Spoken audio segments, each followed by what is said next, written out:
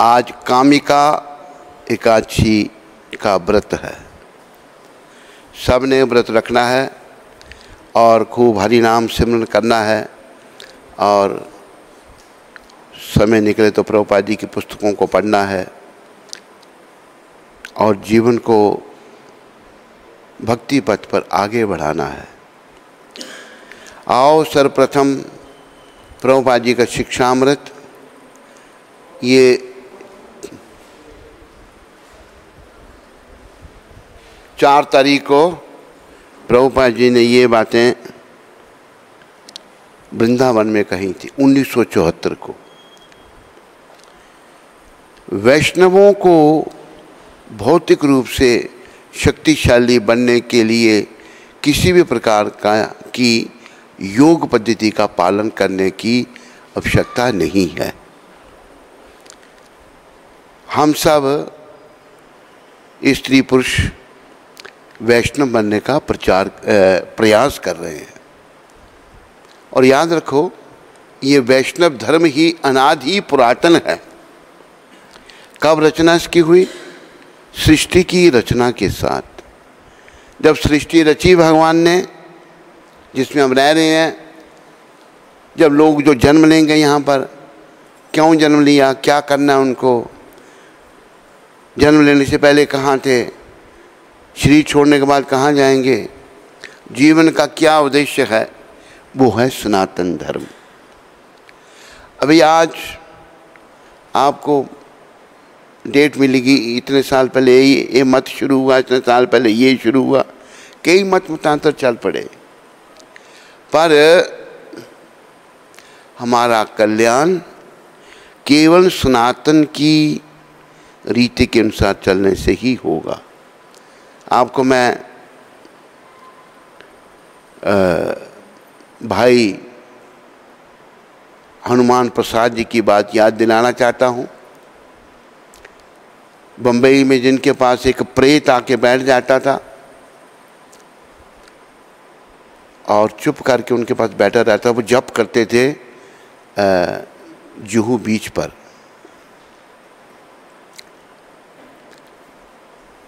तो 3-4 दिन वो प्रेत आता रहा, जब वो जाए वो भी चला जाता था।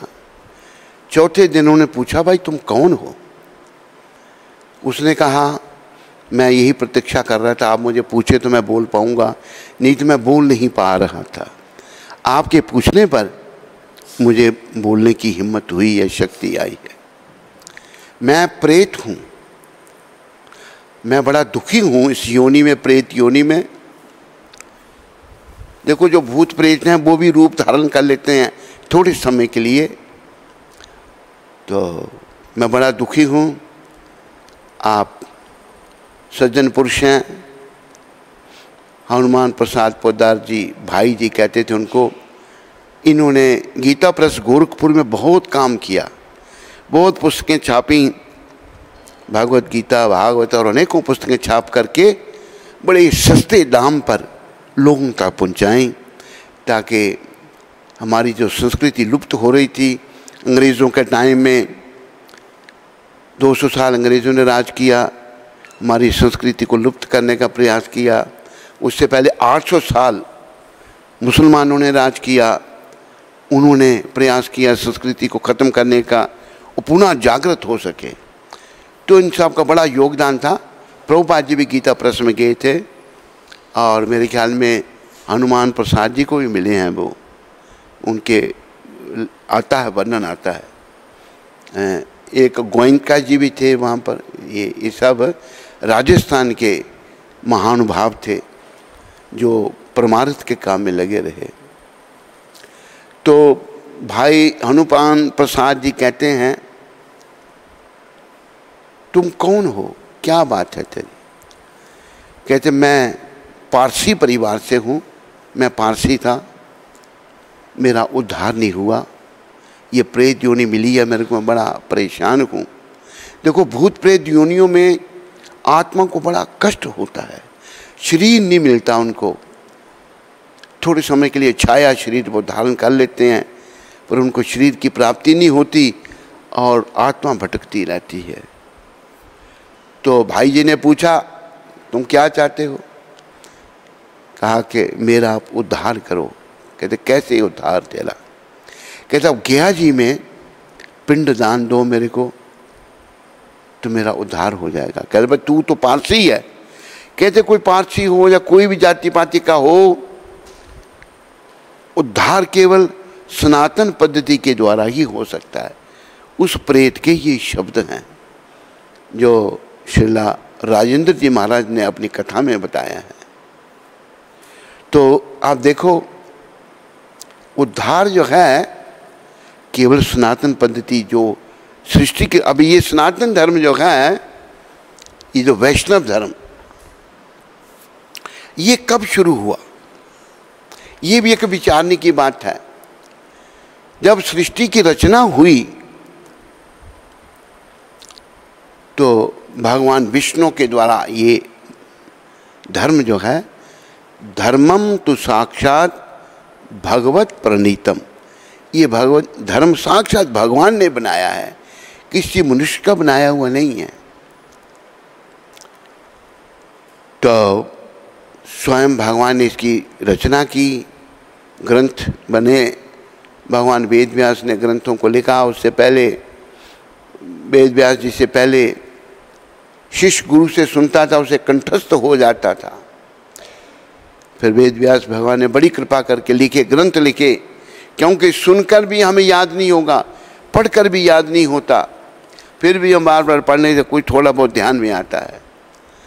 तो ये सनातन पद्धति ही हमारे कल्याण के लिए है।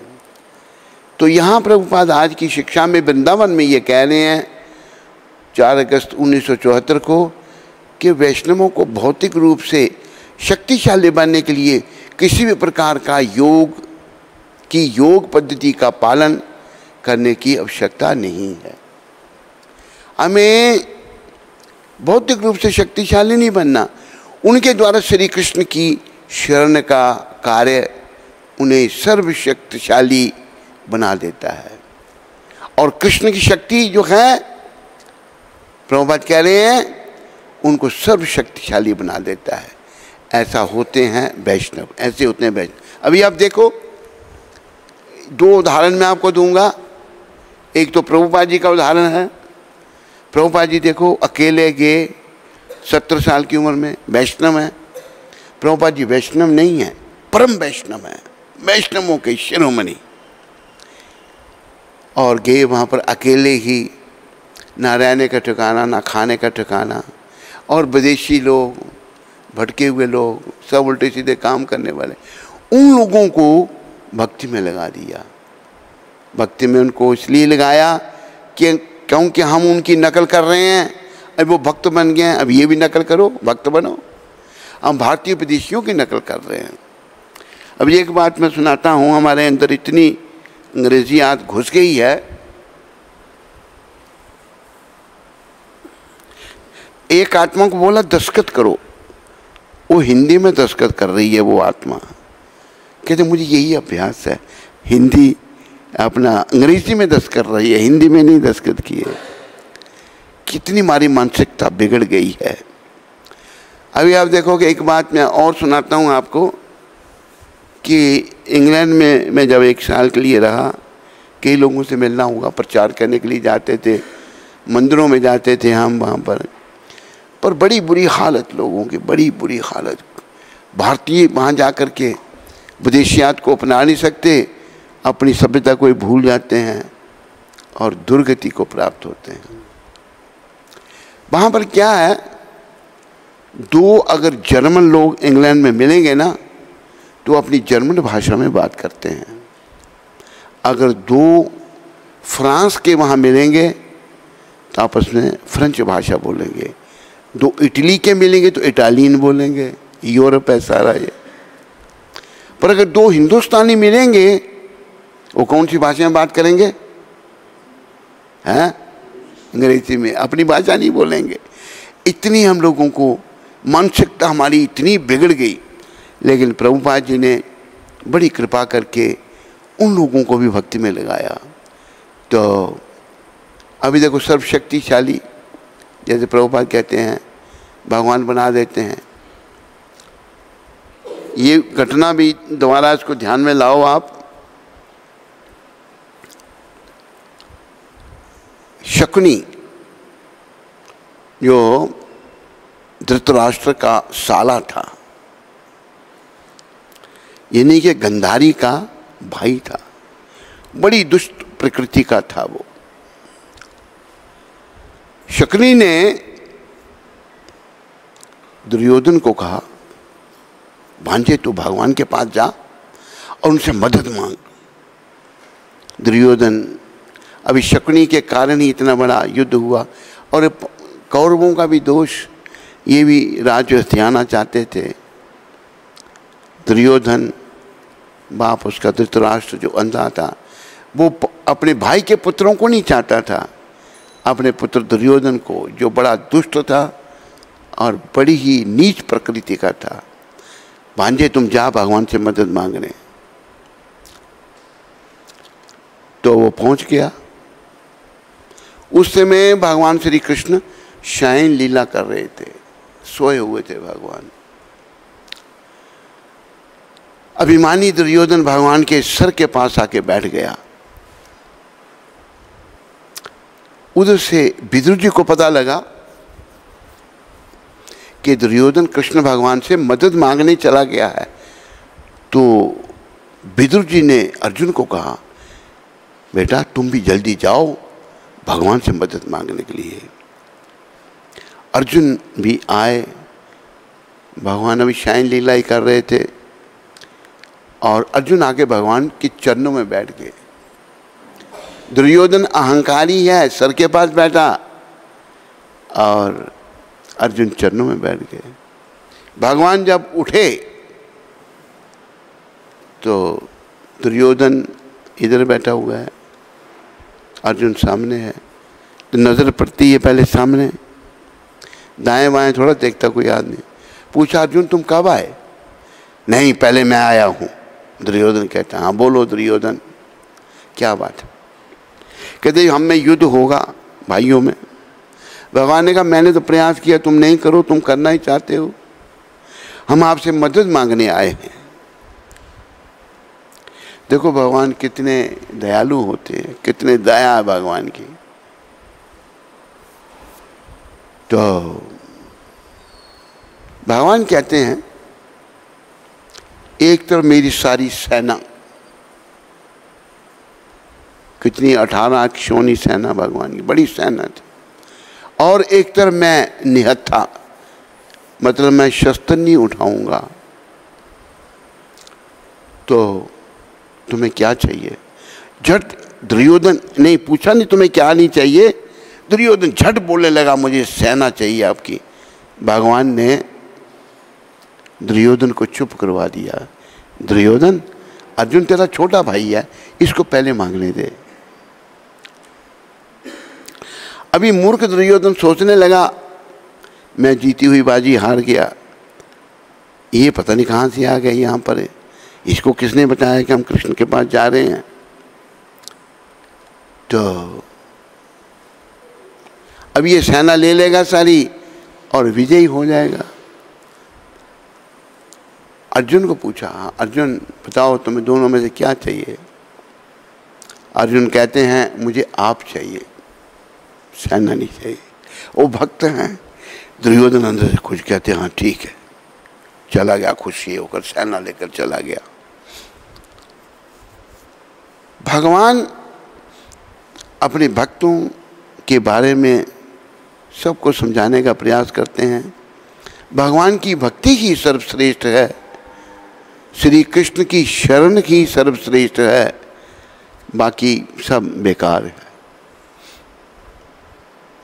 अर्जुन को, अर्जुन तेरे को मौका दिया था मैंने, कहते आपकी सेना आपके बिना किस काम की? कहते मैं तो लड़ूंगा नहीं। कहते कोई बात नहीं, हम नहीं लड़ें, पर आप हैं तो सब कुछ है। अच्छा फिर मैं तेरा सारथी बन जाऊंगा। देखो तो लोकीनाथ भगवान कितने विनम्र हैं कि सारथी बनना, ड्राइवर बनना कोई बड़ी बात नहीं है। ड्राइवर छोटा पद है, बहुत बड़ा। मालिक बैठा है गाड़ी में, कहते ड्राइवर यहाँ गाड़ी रोक दे, ड्राइवर को रोकनी पड़ती है। तो भगवान त्रिलोकीनाथ सबके मालिक वो ड्राइवर बने हुए हैं अपने भक्त के। और रथ पे बैठे हैं अर्जुन, भगवान रथ चला रहे हैं, सारथी बने हैं, दोनों तरफ सेनाएं हैं, एक तरफ कौरवों की एक तरफ पांडवों की। तो अर्जुन कहते हैं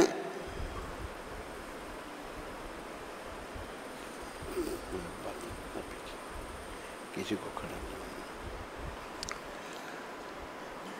अर्जुन कहते हैं भगवान को, दोनों सेनाओं के मध्य में, श्लोक निकल सकता है तेरे से, श्लोक मेरे को याद नहीं है, दोनों सेनाओं के मध्य में हे कृष्ण रथ को रोकी, मैं देखना चाहता हूं युद्ध करने वाला कौन है। तो भगवान ने रथ को रोक दिया। अर्जुन ने देखा दूसरी तरफ कौन है, उसके चाचे ताऊ ससुर गुरु सब उस दूसरी तरफ है। ये श्लोक है, हरे कृष्णा हरे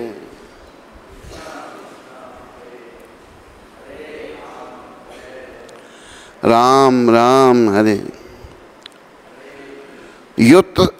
युतस्यामानान् वेक्षे हम या इते अत्र समागताः धार्तराष्ट्रस्य दुर्बुद्धेर युद्धे प्रिय चिकीर्षव। जो श्लोक जिसका मैं आपको बताना चाहता हूँ, मुझे उन लोगों को देखने दीजिए, अर्जुन कह रहे हैं, जो यहाँ पर धृतराष्ट्र के दुर्बुद्धि पुत्र दुर्योधन को प्रसन्न करने की इच्छा से लड़ने के लिए आए हुए हैं। अर्जुन ने क्या कहा, जो धृतराष्ट्र के दुर्बुद्धि, जो दुर्बुद्धि मतलब सद्बुद्धि नहीं, दुर्बुद्धि, बुद्धिहीन पुत्र दुर्योधन को प्रसन्न करने की इच्छा से लड़ने के लिए आए हुए हैं, मुझे उनके बीच में रथ को रोको। फिर अभी संजय बता रहे हैं, संजय उवाच एवं मुक्तो ऋषिकेशो गुडाकेशेन भारत सैन्योर भयोर मध्य स्थापित्वा रथोत्तमम्। संजय ने कहा, हे भरतवंशी अर्जुन द्वारा इस प्रकार संबोधित किए जाने पर भगवान कृष्ण ने दोनों दलों के बीच में उस उत्तम रथ को लाकर खड़ा कर दिया। ये संजय जो सेक्रेटरी हैं धृतराष्ट्र के, देखो धृतराष्ट्र अंधा था, जन्म से अंधा था वो, और प्रभुपाद कहते हैं अक्ल से भी अंधा था, जन्म से। तो ये भौतिक आंखें भी नहीं थी और आध्यात्मिक आंखें भी उसकी नहीं थी, भौतिकवादी था। तो संजय बता रहा कि जब ऐसा कहा कि मुझे देखने दो दोनों को, तब एवं मुक्तो ऋषिकेशो गुडाकेशेन भारत सेनयोर भयोर मध्ये स्थापित्वा रथोत्तमम्। संजय ने दुर्योधन अपना धृतराष्ट्र को कहा, हे भरतवंशी अर्जुन द्वारा इस प्रकार संबोधित किए जाने पर भगवान श्री कृष्ण ने दोनों दलों के बीच में उस उत्तम रथ को लाकर खड़ा कर दिया। तो आप देखो भगवान अपने भक्तों के सारथी भी बन जाते हैं, उनका रथ भी चलाते हैं। ऐसे भगवान को छोड़कर हम कहाँ पड़े हुए हैं। अगर हम किसी दुविधा में हैं ना, ये हमारे कर्म हैं, किसी का दोष नहीं। याद रखो, भगवान गीता में ही कहते हैं, सुहृदम सर्वभूतानाम। मैं इसी को ले लो, दो गीताएं रखा करो, मैं सब जीवों का शुभ चिंतक हूं। देखो हम लोग कई बार झूठ बोलते हैं, किसी को झूठा आश्वासन देते हैं, लेकिन भगवान ऐसे नहीं है।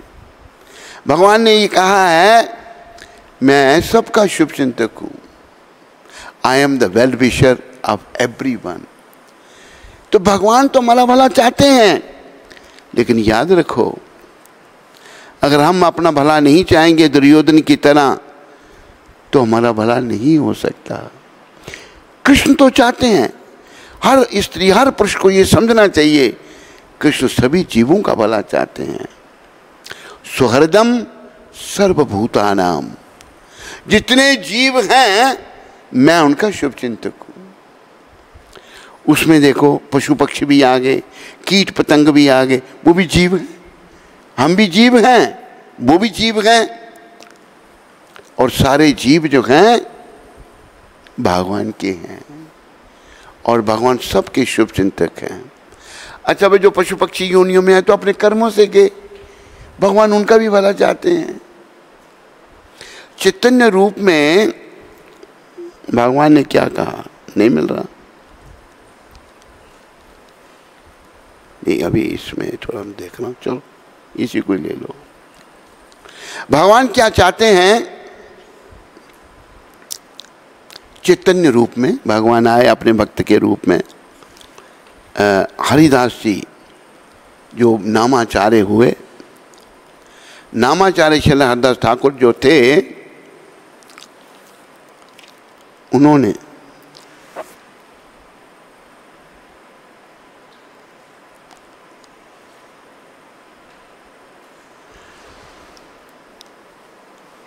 उनको पहले गौर भगवान ने कहा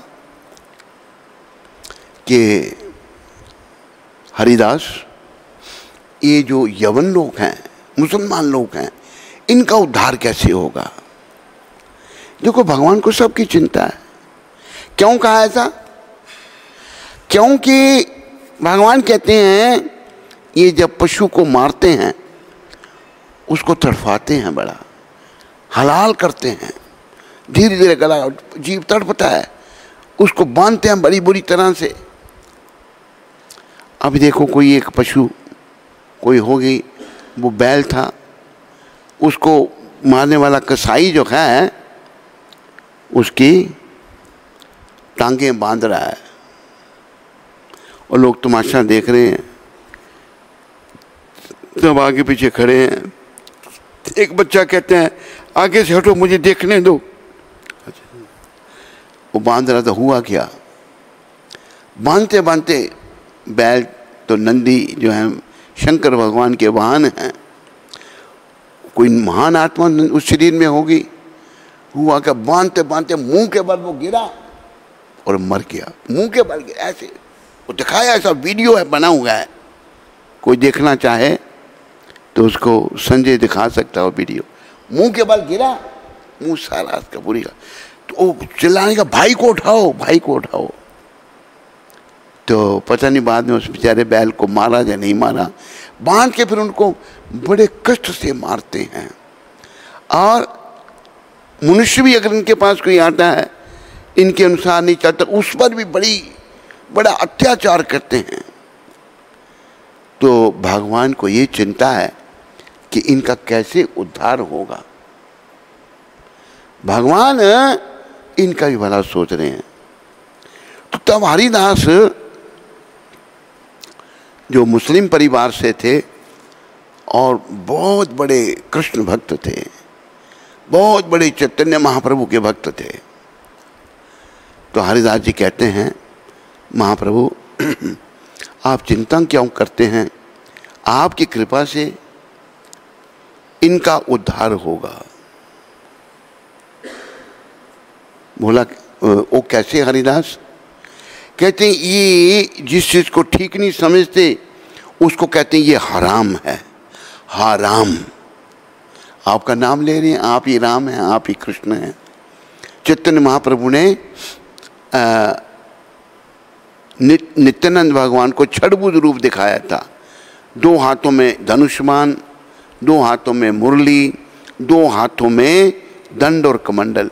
मैं ही राम, मैं ही कृष्ण, मैं ही चैतन्य। तो आप का नाम, इसे कहते हैं अज्ञात सुकृति। अज्ञात मतलब अनजाने में भगवान का नाम लेना। अरे एक तुलसीदास जी का दोहा मुझे याद आया, बड़ा अच्छा दोहा। तुलसी जाके मुख से धोखे निकसे राम। तुलसी जी कहते हैं जिसके मुख से धोखे से ही भगवान का नाम निकलता है, तुलसी जाके मुख से धोखे निकसे राम, ताके पग की पग तरी मोरो तन का चाम। तुलसीदास जी कहते हैं जिसके मुख से धोखे से ही भगवान राम का नाम निकल जाता है, उसके पाँव का जूता मेरे चमड़े से बनाना चाहिए। इतनी महानता है नाम लेने वालों को। तो हरिदास जी कहते हैं आप ही राम हैं, आप ही कृष्ण हैं, प्रभु इनका भी उद्धार होगा। तो भगवान खुश हुए इस बात पर, गौर भगवान। तो फिर वो शब्द आते हैं, जय जय जय हरिदास, जय जय हरि, ना मेरा महिमा ये करीला प्रचार।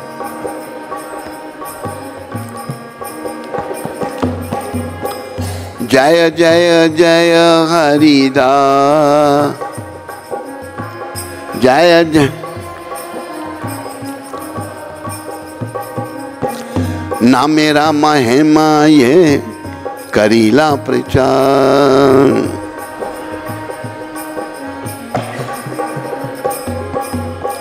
जिन्होंने नाम के महिमा का प्रचार किया, महाप्रभु बड़े खुश हुए हरदास जी की इस बात। तो देखो सभी भगवान के हैं, सभी कृष्ण के हैं।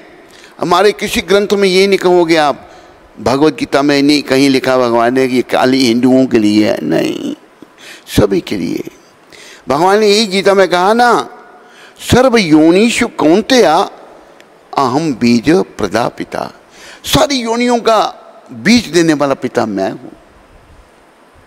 असली पिता हमारे श्री कृष्ण हैं। तो ये जो श्लोक भगवान ने कहा है, भोक्ता राम जग तपसाम सर्वलोक महेश्वरम सुहृदम सर्वभूतानाम ज्ञात्मा माम शांतिम रक्षति। मुझे समस्त यज्ञों तथा तपस्याओं का परम भोक्ता, भोक्ता भगवान है। समस्त लोकों तथा देवताओं का परमेश्वर, सारे लोगों देवताओं का परमेश्वर, सबसे बड़े एवं समस्त जीवों का उपकारी, मतलब लोगों का भला चाहने वाला, उपकारी एवं हितैषी, हित चाहने वाला जानकर मेरे पावनामृत से पूर्ण पुरुष भौतिक दुखों से शांति लाभ करते हैं।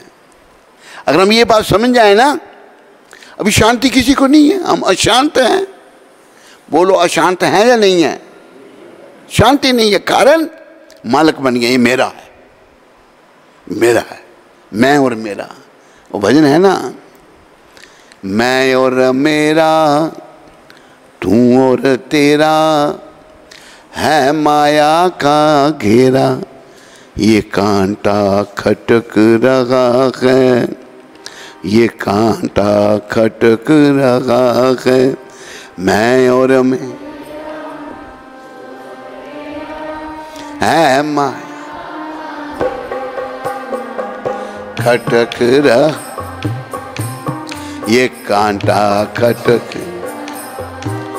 भजले प्राणी रे अज्ञानी, 2 दिन की जिंदगानी, वृथा क्यों भटक रहा है, वृथा क्यों भटक रहा है।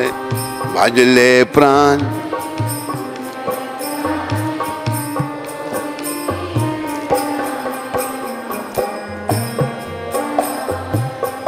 हे प्राणी, झूठी काया ठगनी माया, चक्कर में क्यों आया, जगत में लटक रहा है, जगत में लटक रहा है झूठी का। हमें इस शरीर का बड़ा गर्व है।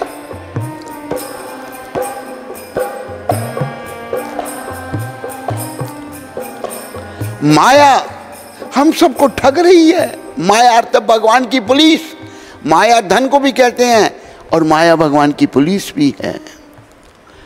देखो, जो भगवान की शरण में जाना चाहते हैं ना, केवल वो थोड़ी सी बात से छोड़ देते हैं भगवान को, ये माया का काम है। क्यों छोड़ देते हैं? माया कहती तू इतने समय से तो मेरी सेवा में था, अभी भगवान की सेवा में क्यों जा रहा है? माया का अपना काम है, भगवान की वो पुलिस है। आदमी माया के अधीन होकर भगवान को छोड़ देता है। ये शरीर नश्वर। और बातें कौन कर रहा है पीछे उधर? माताओं में कौन बोल रहा है? बोल रहा है कोई? आरती माता? कोई नहीं बोल रहा। आवाज मुझे यहां आ रही है। चुप करके बैठो, बोलना नहीं किसी ने भी। एक काया झूठी और माया ठगनी। और हम सब चक्कर में क्यों आए? भगवान से अलग होकर सुख भोगना चाहते थे, बस यही, और कुछ में नहीं। अरे सुख नहीं है, ये संसार तो दुखों का घर है। मामोपेत्या पुनर्जन्म दुखालयम शाश्वतम।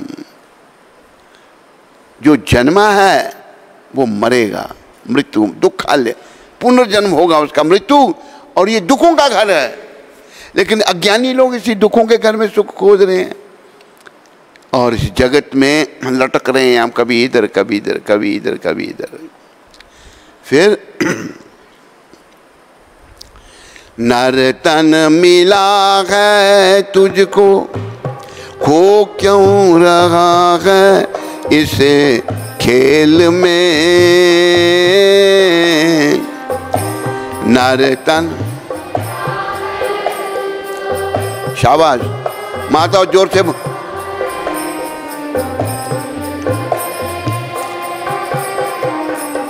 नर केवल पुरुष ही नहीं, स्त्री भी, वो भी हम सब तन मिला है, चाहे स्त्री का चाहे पुरुष का। तू इसको खेल में क्यों खो रहा है? तो क्या खेल रहे हैं हम, क्या खो रहे हैं? कंचन सी काया तेरी उलझी है विषयों की बेल में। कंचन,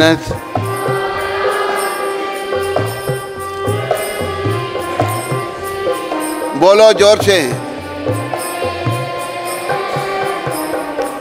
सुत और दारा गई वापस सारा, कुछ भी नहीं है तुम्हारा, वृथा सिर पटक रहा है, वृथा सिर पटक रहा है।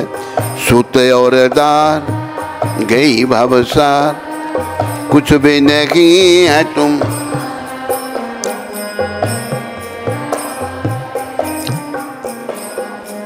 हे प्राणी, तेरा पुत्र, तेरी औरत, ये सब कोई तेरा नहीं है, तू मूर्ख है। इनको अपना तूने समझ लिया है। ये भवरूपी सागर में हैं, सब चले जाएंगे सारे। तेरा तो कुछ भी नहीं है। तू अपना सर पटक रहा है अपने परिवार के लिए, अपनी औरत के लिए, अपने बच्चों के लिए। इसलिए तुम क्या कर, भज ले प्राणी रे अज्ञानी, 2 दिन की जिंदगानी, वृथा क्यों भटक रहा है, वृथा क्यों भज ले प्राण।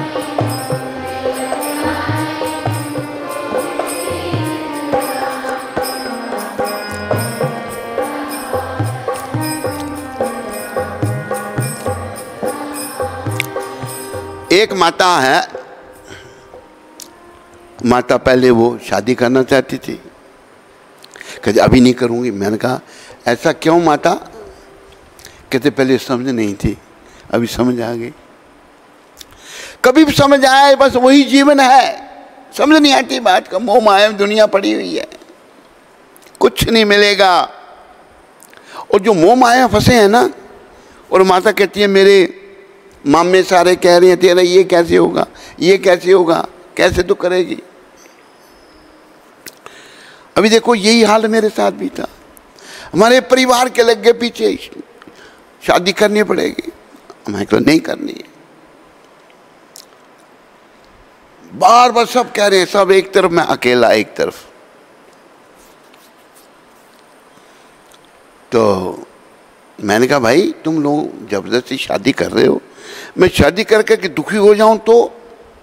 हमारे एक बड़े भाई साहब अभी शरीर छोड़ दिया उन्होंने, जोर से छाती पर हाथ मार के कहते हैं, देखो कितने महान थे वो हमारे भाई साहब, तुम्हें सारे जीवन दुखी रहना पड़े इसकी कोई चिंता नहीं, हमारी इज्जत के लिए शादी कर लो तुम।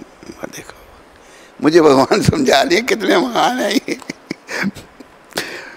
तो बस वही मेरा टर्निंग पॉइंट आया, हम घर से चले गए। और फिर भगवान की कृपा, हनुमान जी की कृपा, गुरु महाराज हनुमान जी भी गुरु हैं, वो भी मार्गदर्शन करते हैं। तो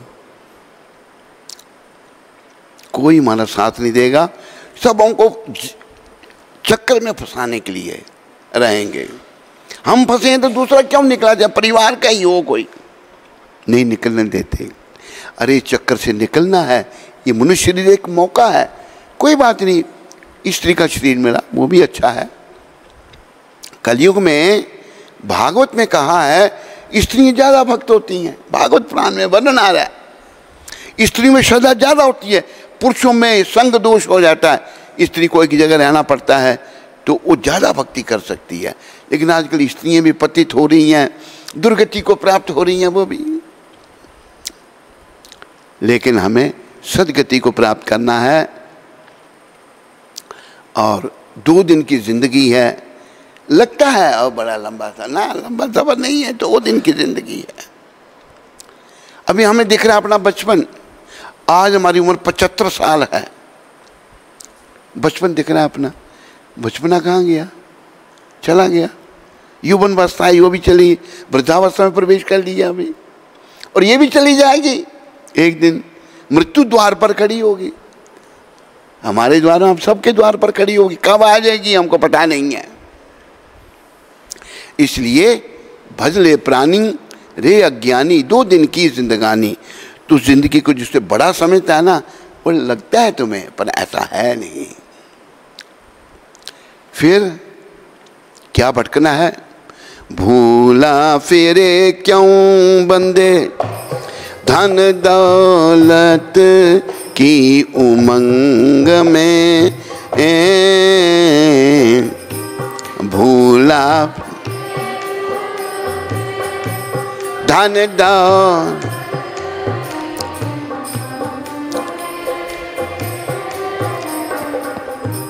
माता पिता और बंधु कोई चले ना तेरे संग में, माता कोई चल,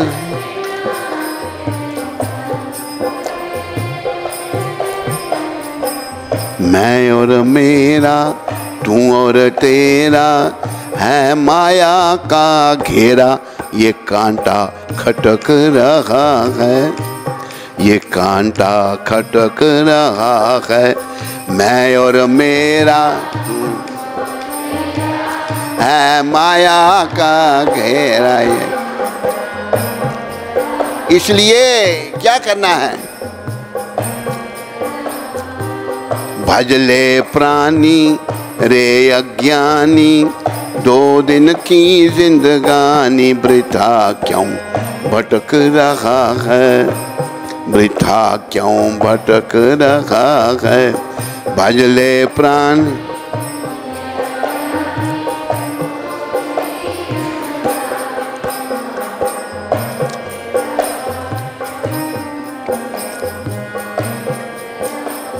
ये जो भजन है बहुत सुंदर शिक्षा इस भजन में, लेखक का नाम इसमें नहीं है, हमें ये बहुत अच्छा लगा भजन। हम एक बार कनाडा में थे तो वहाँ एक प्रोग्राम था, एक सज्जन बड़े प्रभावित हुए, वो हमारे पास आए और हमें वो कहीं ले जा रहे थे, कनाडा से हम अमेरिका आ रहे थे, तो उन्होंने कार में ये भजन लगाया। ये लगाया जब तो मैंने इसको नोट किया, बहुत अच्छा। वो भजन व्यक्ति भी बड़े भजनीक थे, बड़े अच्छे सज्जन थे। तो ये कितनी शिक्षा इस भजन में है। भूला फिरे क्यों बंदे धन दौलत की उमंग में। सबको पैसे का चक्कर, पैसा सबको चाहिए। मर्द तो हैं ही, औरतें भी पैसे के चक्कर में, औरतों में विराग होता है। नहीं, आजकल प्रभुपाद एक बात सुनाते हैं। एक औरत 2 घंटे पहले ही दरवाजे पर आके खड़ी हो गई। आज उसके पति को महाराष्ट्र भाषा में कहते पगार, पगार मिलनी है, उसको तनख्वाह मिलनी है। पहले ही आ गई। वो आया, जब आया तो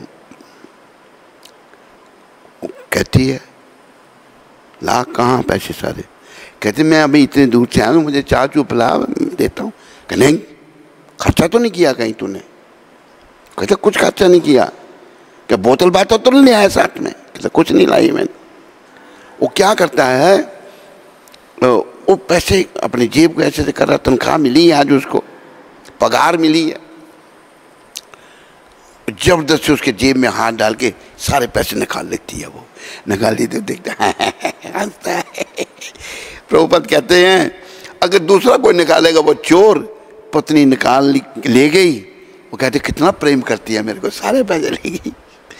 तो प्रभुपाद इस बात को सुनाते हैं, पत्नी सब छीन ले गई तो हम धन दौलत की उमंग में सब पड़े हुए हैं।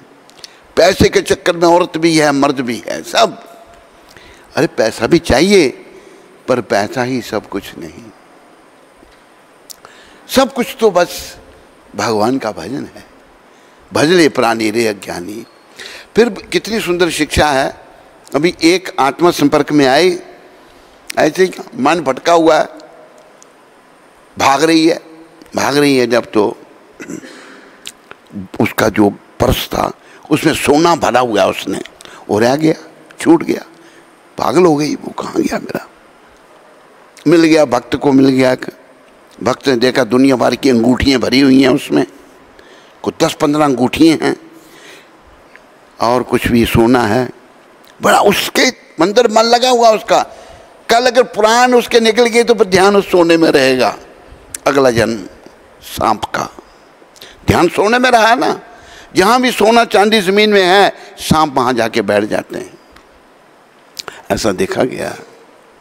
तो कितना प्रेम है। भगवान से प्रेम नहीं हुआ, प्रेम सोने से है। भगवान इतना सब कुछ दे रहे हैं, चलो भाई तेरे पैसे भगवान की सेवा में दे दो। ऐसे भी हुए। एक कथा आती है भक्तमाल में। उनकी जो पत्नी थी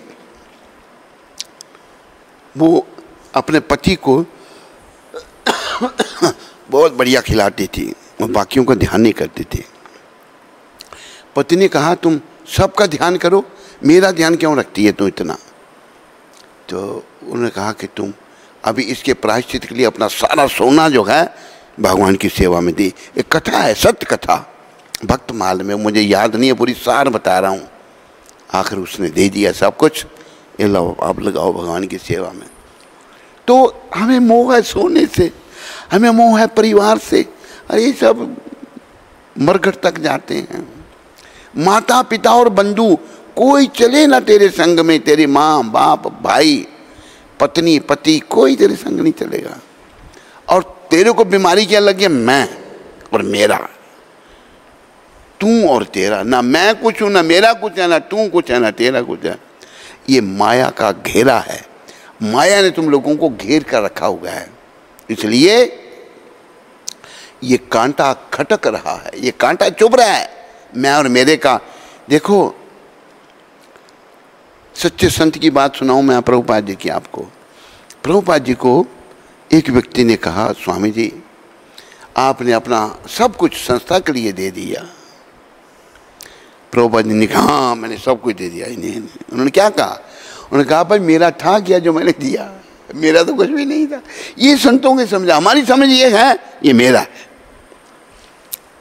मैं हूं मेरा। अरे कुछ भी, ये शरीर भी यही शमशान की अमानत है, चाहे तो पुरुष है चाहे स्त्री है, तो समझता क्यों नहीं?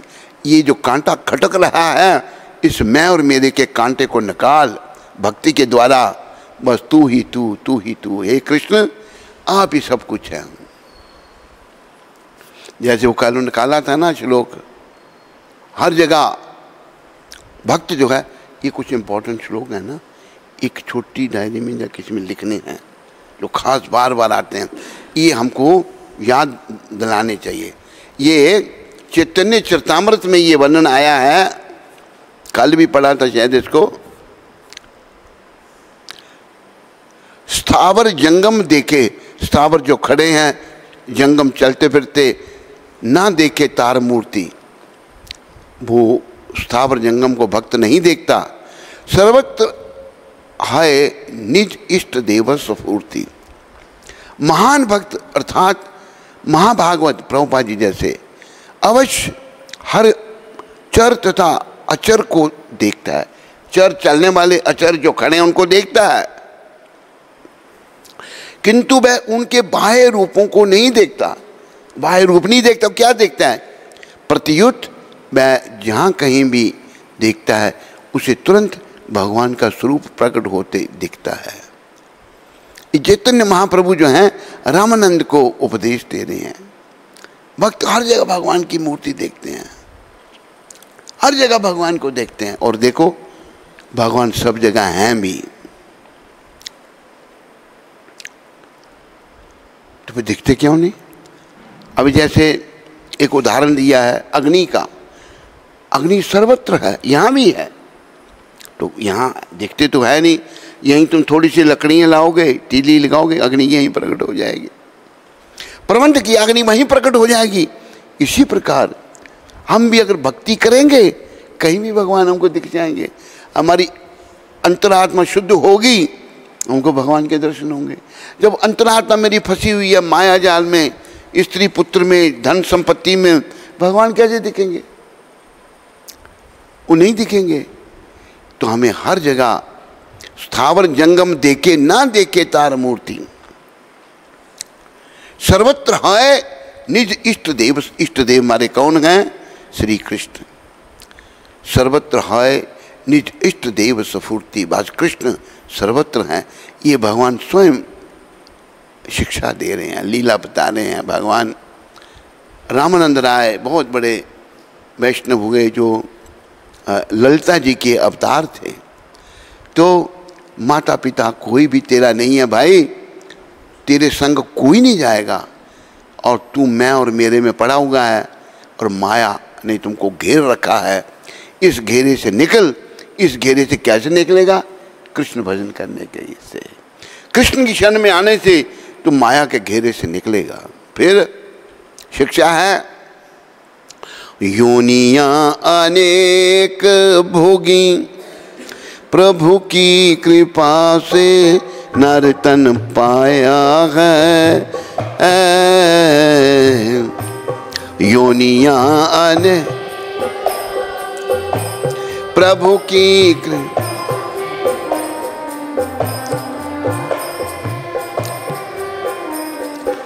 अरे तो कई योनियों में गया, कभी हाथी, कभी घोड़ा, कभी सांप, कभी छुछुंदर, कभी कुछ, कभी स्वर्ग में, कभी नरक में, और अभी प्रभु ने कृपा करके नर्तन तेरे को दिया है। तो तू क्या कर रहा है अभी? झूठे व्यसन में फंस कर हरि से नेह लगाया है। झूठे व्यसन हरि से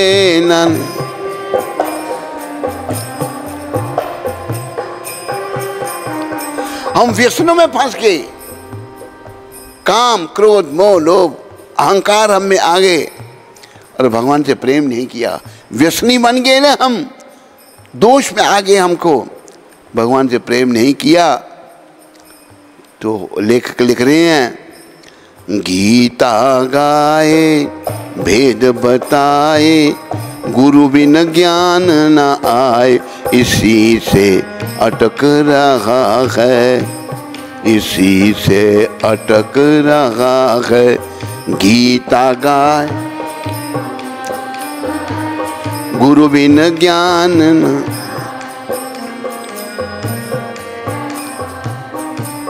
इसी से अटक। गीता में क्या कहा भगवान ने?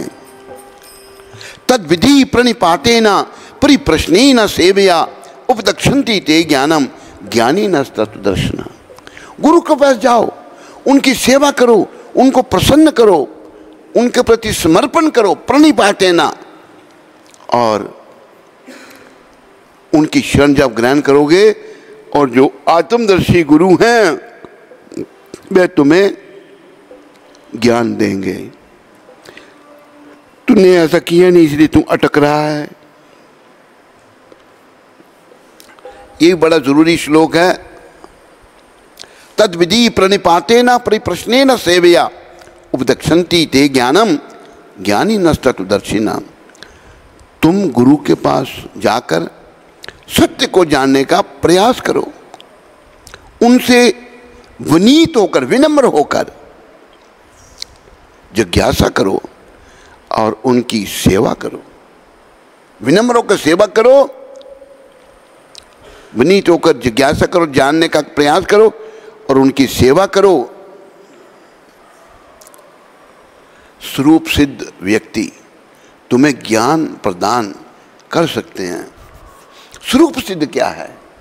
स्वरूप मतलब उन्होंने, प्रभुपाद जी जैसे महान आत्मा ने समझ लिया, मैं जैसे शरीर नहीं हूँ, मैं जीवात्मा हूँ। हमारा असली स्वरूप, हम जीवात्मा हैं।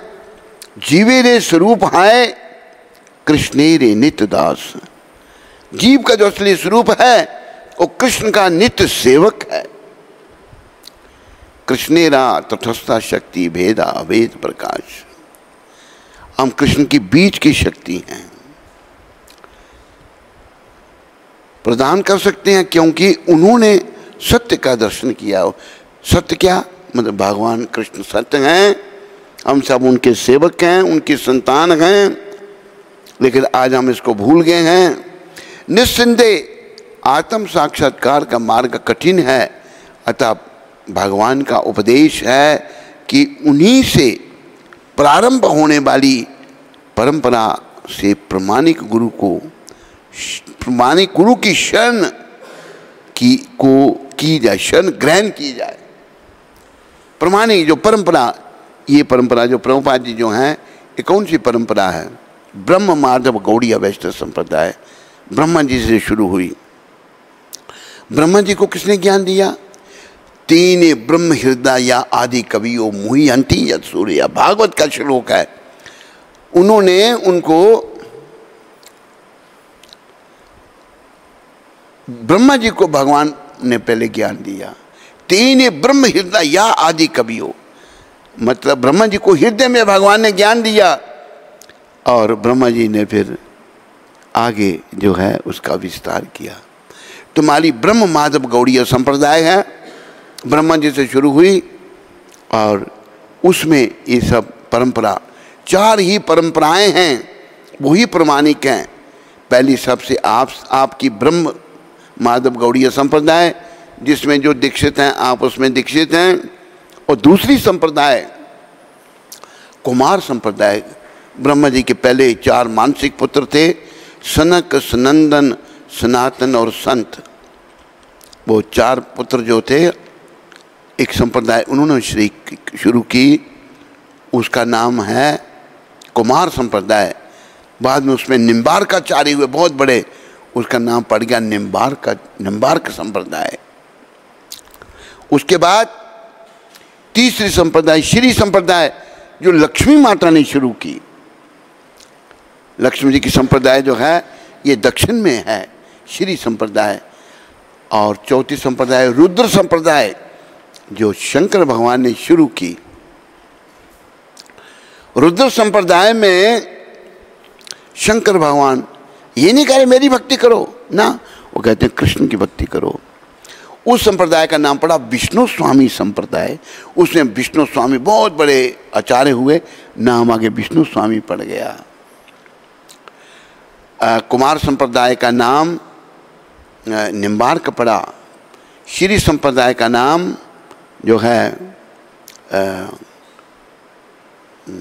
रामानुज संप्रदाय पड़ा। ये दक्षिण में है। तो ये चारों संप्रदाय जो हैं प्रमाणिक हैं, ऐसा वर्णन आता है। संप्रदाय बहीना मंत्र है निष्फला। जो गुरु संप्रदाय में नहीं है उसका मंत्र जो है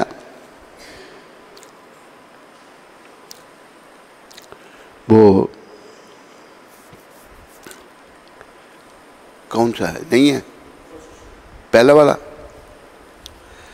ये भागवत में पहला श्लोक, ओम नमो भगवते वासुदेवाय जन्मादि अस्य यतो अन्वयादि तरतश्च अर्थेशव स्वज्ञा स्वराट तेने ब्रह्म हृदय आदि कविये मुह्यन्ति यत सूर्या तेजो बारी मृधम यथा विनिमयो यत्र त्रिसर्गो अमृषा धामना स्वेन सदा निरस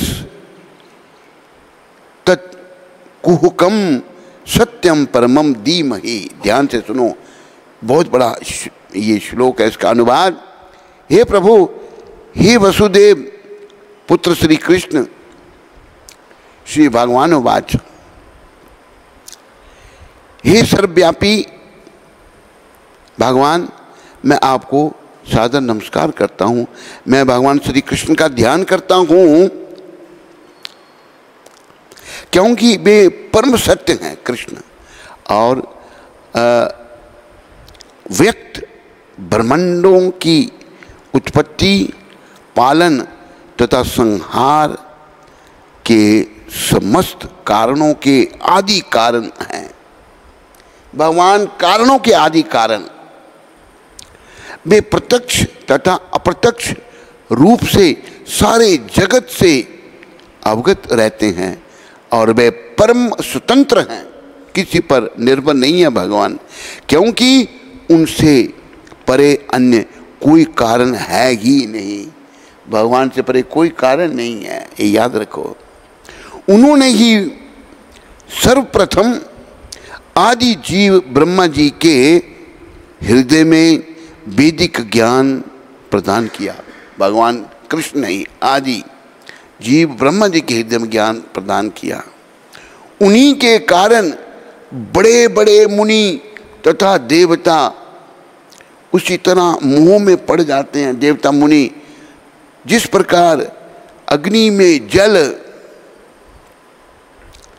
या जल में स्थल देखकर कोई माया के द्वारा मोहग्रस्त हो जाता है, उन्हीं के कारण ये सारे भौतिक ब्रह्मांड जो प्रकृति के 3 गुणों की प्रतिक्रिया के कारण अस्थायी रूप से प्रकट होते हैं, वास्तविक लगते हैं।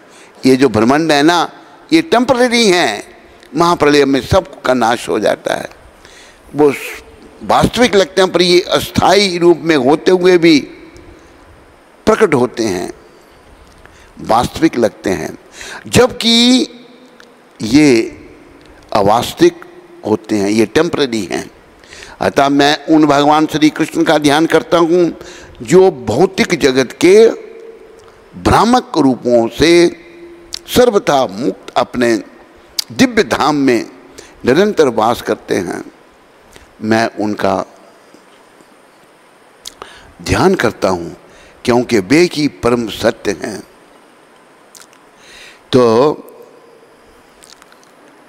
ये जो है भगवान वेद व्यास के शब्द हैं, और भगवान वेद व्यास उनके अवतार हैं, भगवान के ही।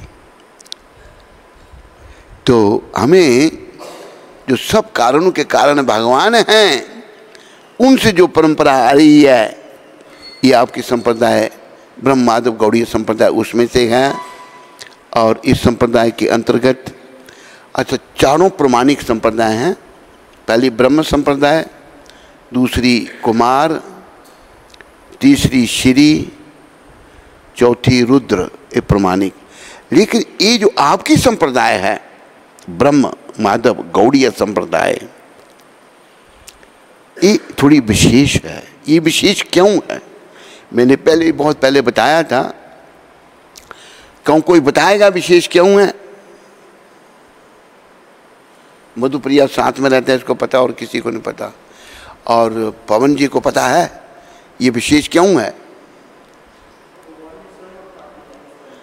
इस संप्रदाय में, इस परंपरा में स्वयं भगवान आए, बाकी संप्रदाय में नहीं आए। वो भी महान है सारी, लेकिन कलयुग में कली पावन अवतार ने ये संप्रदाय चुनी, ब्रह्म माधव गौड़ीय संप्रदाय। इसलिए ये संप्रदाय महान है। इसमें सब लोग आओ और जीवन को सफल बनाओ भाई। आगे कहा है भजन के अंत में, गीता गाए भेद बताए गुरु बिन ज्ञान न आए, इसी से अटक रहा है। फिर आखिर में, चंचल घुमानी मन अब तो जन्म को सुधार ले, चंचल, सब बोलो, आवाज निकालो। क्यों? फिर ना मिलेगा तुझको अवसर ऐसा बार बार रे, फिर ना।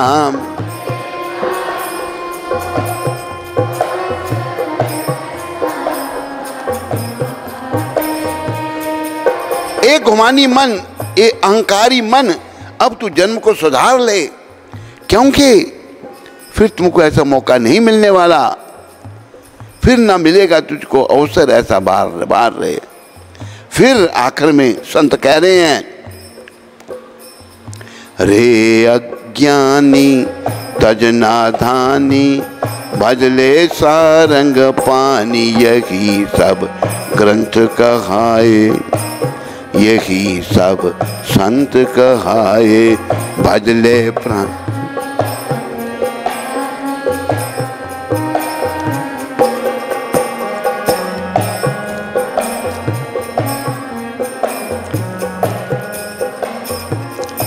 सारंग पानी भगवान रामचंद्र, राम कृष्ण दोनों एक ही हैं। यहाँ राम भी हैं और कृष्ण भी हैं। इनका भजन कर ले तुम। ये सारे ग्रंथ और सारे संत कह रहे हैं, भजले प्राणी रे अज्ञानी, 2 दिन की जिंदगानी वृथा क्यों भटक रहा है, वृथा क्यों भटक रहा है, भजले प्राणी।